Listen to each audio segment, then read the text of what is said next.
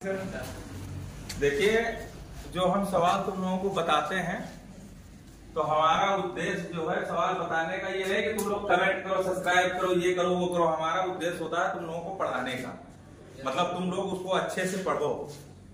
तो जो भी सवाल तुम लोगों को बताया जाए, जो कुछ उस पर जो है डाला जाए, तो उसको एक बार देखा करो। उस सवाल को वीडियो को देख लिया करो। उसके बाद में उस सवाल को कॉपी पे लिखा करो। कॉपी पे लिखने के बाद में अपने मन से एक बार लगाने का प्रयास किया करो।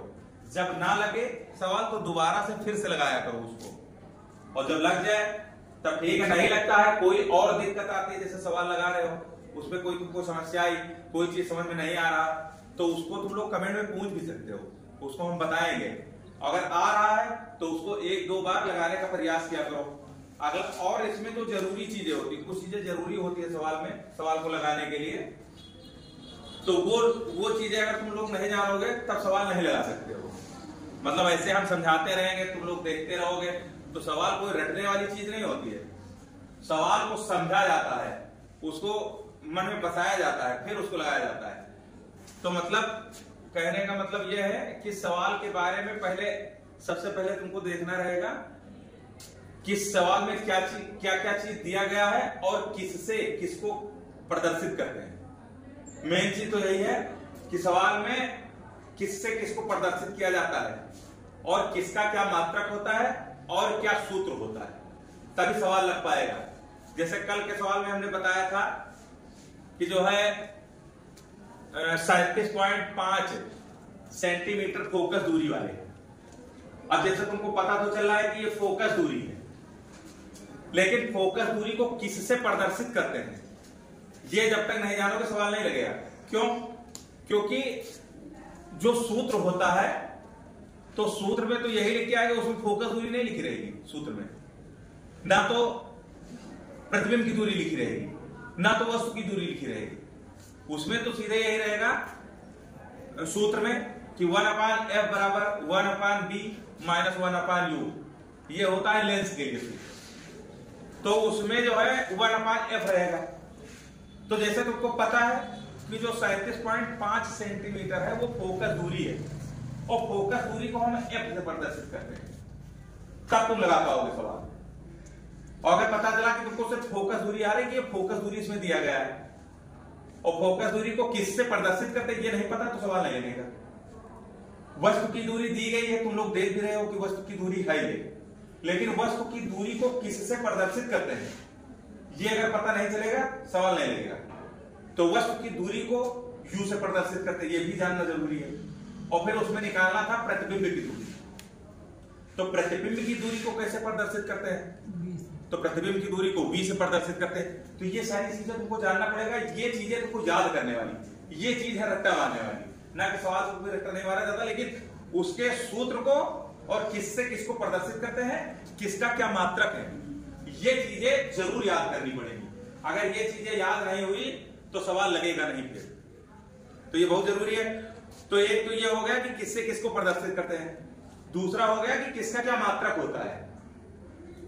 तो फोकस दूरी है, मतलब हम एक उदाहरण के तौर पे बता रहे हैं, बाकी तो बहुत सारे मात्रक है, बहुत सारे सूत्र है, बहुत सारी चीजों को किससे किसको प्रदर्शित किया जाता है।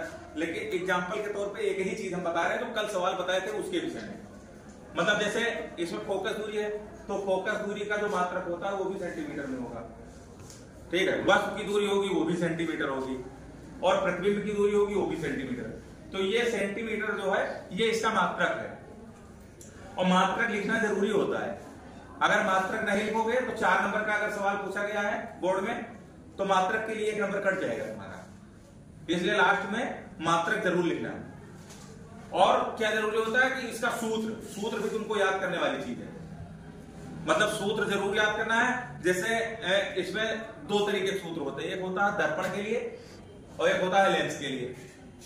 तो जो दर्पण के लिए सूत्र होता है उसमें प्लस होता है, इतना अंतर होता है प्लस माइनस का। तो दर्पण के लिए जो सूत्र होता है वो होता है, अभी हम तुम लोगों को बताएंगे ब्लैक बोर्ड पे कि दर्पण के लिए सूत्र जो होता है, इसको याद रखना तुम लोग। ये जो है कक्षा 10 की क्लास है, अब देखिए यहां पे हम लिखे भी दे रहे हैं कि लेंस के लिए सूत्र, लेंस के लिए सूत्र।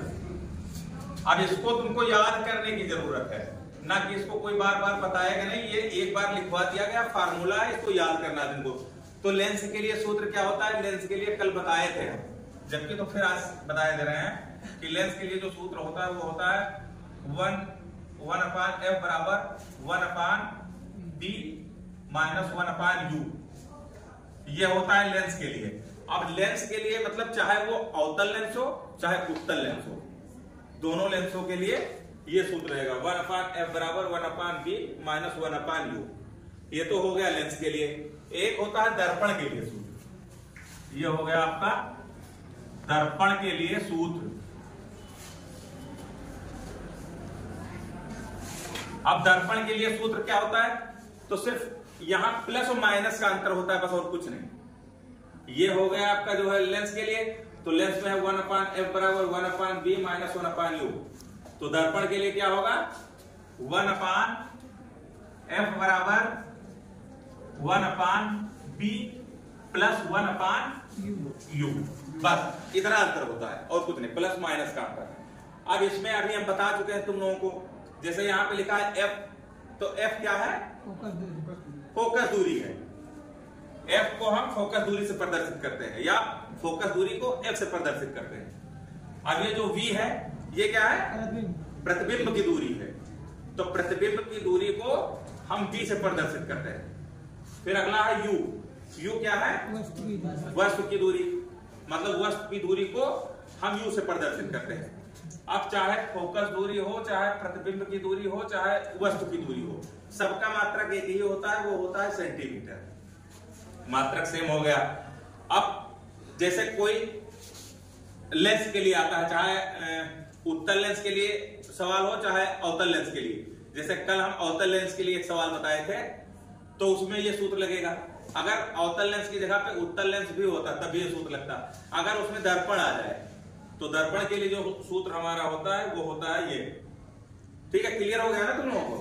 मतलब दर्पण के लिए और लेंस के लिए कौन सा सूत्र लगेगा और क्या क्या चीजें हमको चाहिए इसके लिए, मतलब क्या चीज हमको पढ़ना होगा, क्या चीज याद करना होगा, कौन सा सूत्र होगा, वो चीजें हमने तुमको बता दिया। अब अगर ये चीजें तुमको याद हो गई तो सवाल तुम्हारा आसानी से लग जाएगा, तब सवाल में कुछ नहीं रहेगा। मतलब इन्हीं सब चीजों को जब जान जाओगे तो सवाल बहुत आसान हो जाएगा। ठीक है, देखिए एक चीज और बता दें, जैसे तुम लोगों को अभी हमने मौखिक बताया, लेकिन इसको लिख करके बताया दे रहे हैं कि जो है किस से किसको प्रदर्शित किया जाता है। तो एक बार इसको भी देख लो ताकि तुम लोग कभी भूलो ना, जब भूलना तब वीडियो चला के देख लेना, याद हो जाएगा। जैसे हमने बताया था f को फोकस दूरी से, तो यहां लिख सकते हो कि फोकस दूरी बराबर f, मतलब फोकस दूरी को f से प्रदर्शित करते हैं। फिर जो है जो प्रतिबिंब की दूरी है, प्रतिबिंब की दूरी को v से प्रदर्शित करते हैं। प्रतिबिंब की दूरी बराबर हो जाएगा v। फिर जो है वस्तु की दूरी को, वस्तु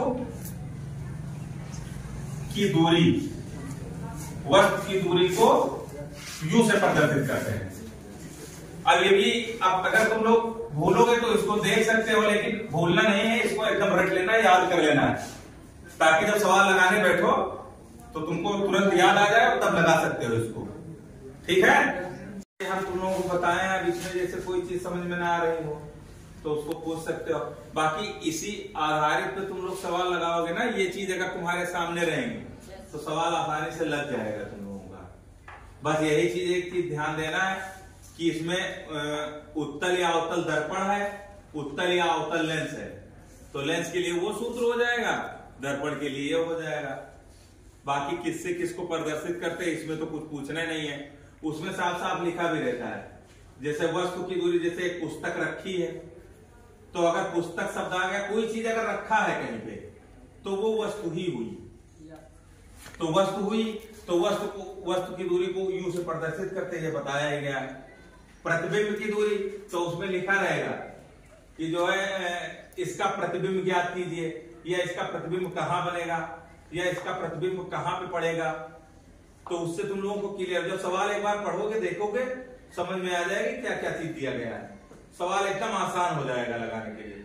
लेकिन ध्यान रखना मात्रक जरूर लिखना है उसका, मात्रक नहीं लिखोगे तो नंबर कट जाएगा तुम लोगों का। ठीक है, क्लियर हो गया? गुड।